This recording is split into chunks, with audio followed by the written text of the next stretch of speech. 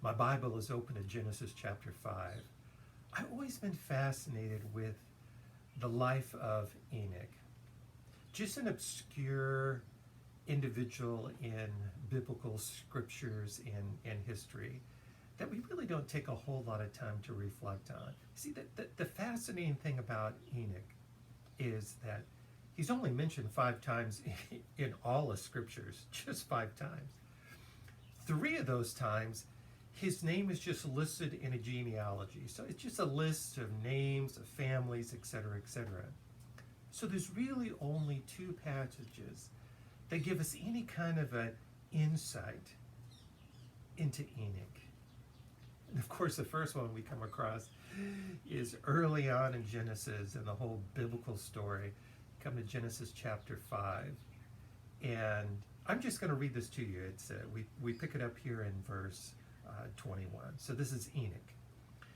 Enoch lived 65 years and became a dad. That's basically, in essence, what it says, that he begot Methuselah. So he became a dad. 65 years of age. I tell you what, I stop and think about that for a moment. That's quite a concept. At the age of 65, becoming a dad for the first time. That's Enoch. So Enoch lived 65 years and begot Methuselah. After he begot Methuselah, Enoch walked with God 300 years and had sons and daughters. All the days of Enoch were 365 years, and Enoch walked with God, and he was not, because God took him. 4 words. So when you stop and think about this biblical character, this is one of the things I find so intriguing and fascinating about Enoch, because his entire life can be summarized in 4 words. 4 words.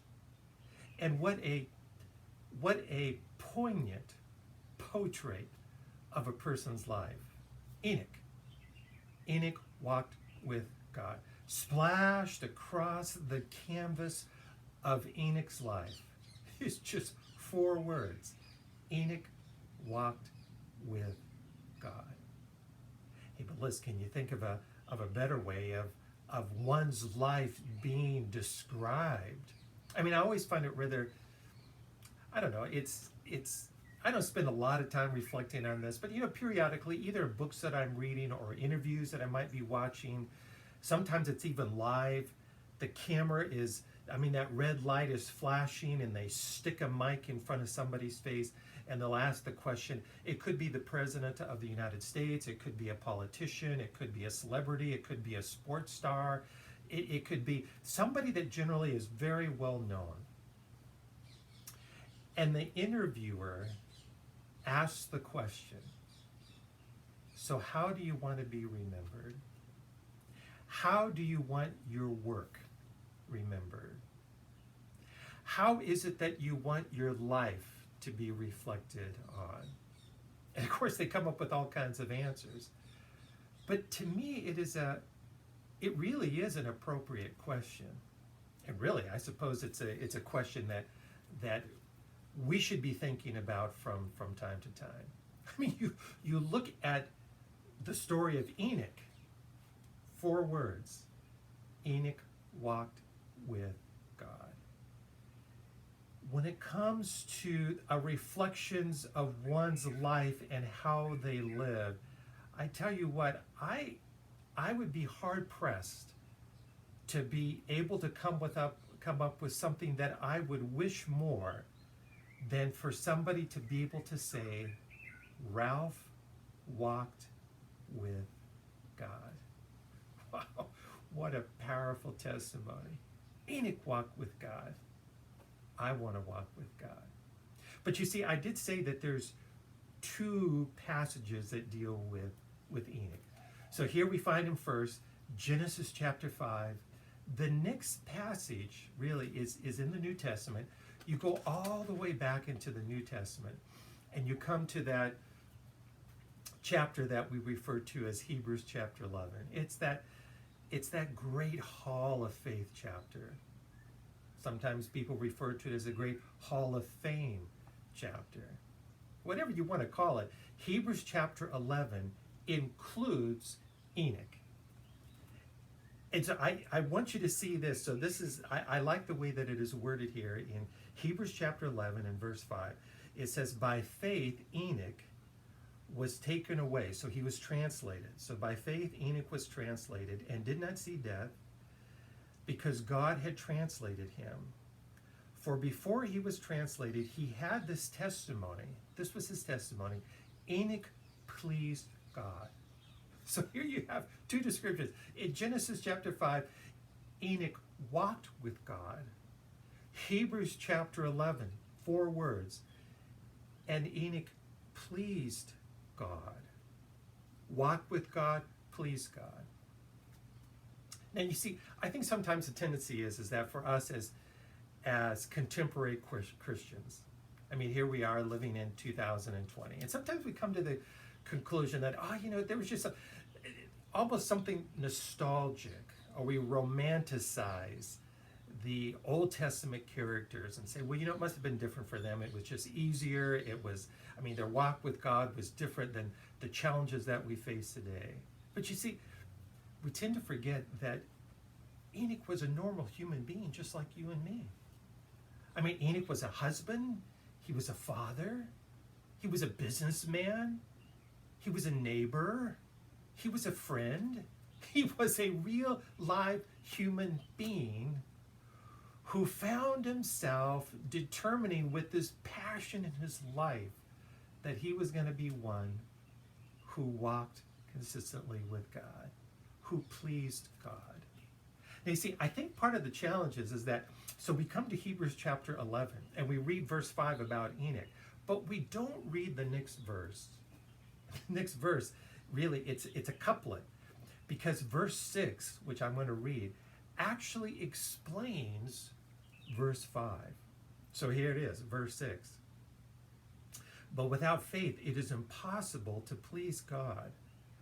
For the one who comes to God must believe that God is, and that God is a rewarder of those who diligently seek him. So listen, there's the explanation right there. It was no different for Enoch back in his day than it is for us.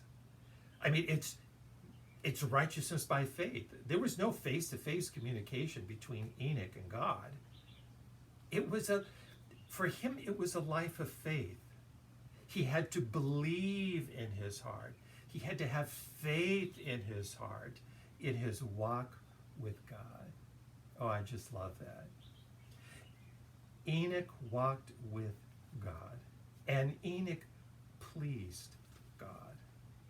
Now, in both these passages, it's pretty clear that something dramatic happened with Enoch. Because in Genesis chapter 5, it just simply says, and he was not. And then you come here to Hebrews chapter 11, and it's very clear that God translates him. In other words, God whisks him off to heaven. Hey, listen, have you ever tried to imagine what that must have been like? Really, please. I don't know, did it just happen like maybe one day God was just on this side of the invisible screen, and there's his friend Enoch, and they've been walking together now for 300 years? And maybe God turns to his heavenly companions, the angels, and say, hey, listen, what do you say? There's Enoch, my friend Enoch. We've been walking together now for 300 years.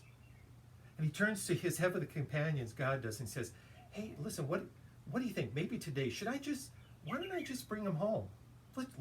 We've been walking now for 300 years. Why don't I just bring him home? What do you think?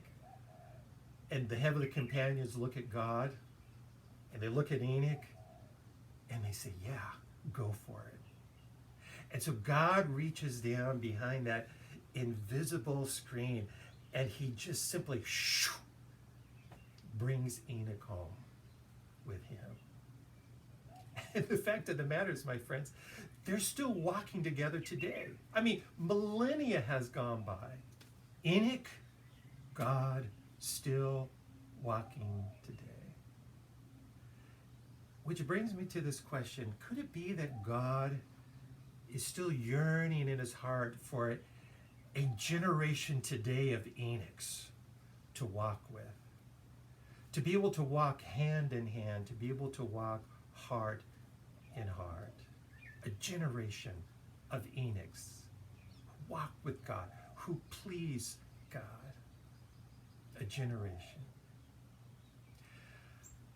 I tell you what, my friends, I don't know about you, but I'm ready to go home. I am ready to go home. I'm talking about that home. The home that Enoch was taken to. The home where God lives eternally. I am ready to go home. And I tell you what, I'm so grateful. And my personal testimony is very brief here as a devotional today. I'm just so grateful that my eternal salvation is all wrapped up in the gift of Jesus Christ. And because he has given us that gift, we love him. And because we love him, we walk with him. And because we walk with him like Enoch walked in days of old, if we keep walking with him day after day after day after day, Enoch walked with God. Ralph walked with God. You are walking with God. The day will come where, just like Enoch, God will just simply say, hey, listen, what do you say? We've been walking all these years together. Why don't you just walk on home to heaven with me? And there we will forever be. God and Enoch and all the generations, those of us who by faith, who in their belief in God chose to intentionally walk with God. What do you say? Let's walk with God and eagerly anticipate the day when, like Enoch, he takes us to our familiar home.